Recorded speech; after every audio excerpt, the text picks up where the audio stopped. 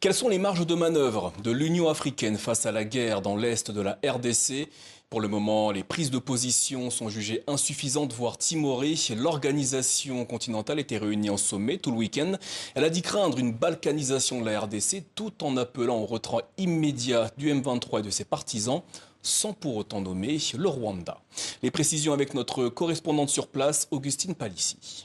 Le consensus reste difficile à obtenir entre les 55 États membres, dont 6 sont suspendus après les coups d'État perpétrés dans leurs pays respectifs. Au sujet des combats dans l'est de la RDC, les dirigeants se sont seulement accordés pour réclamer le départ immédiat du M23 et de ses partisans de toutes les villes occupées, y compris de l'aéroport de Goma, a expliqué le commissaire aux affaires politiques, à la paix et à la sécurité, Bankole Adeoye, lors d'un point presse. Mais il s'est gardé de mentionner l'implication du Rwanda.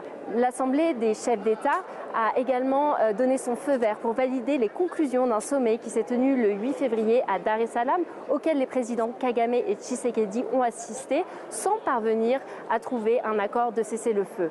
Sur le Soudan, où se déroule la pire crise humanitaire de la planète, les dirigeants ont condamné les graves violations perpétrées à l'encontre des enfants et des femmes. Le commissaire Bankole a aussi annoncé la tenue d'un sommet qui rassemblera des membres de la société civile et des groupes politiques à la fois pro-armée et pro-force de soutien rapide. Vous l'aurez compris, le Soudan, mais surtout la RDC, ont occupé une place importante au cours de ce sommet sans que de réelles solutions soient pour leur trouver.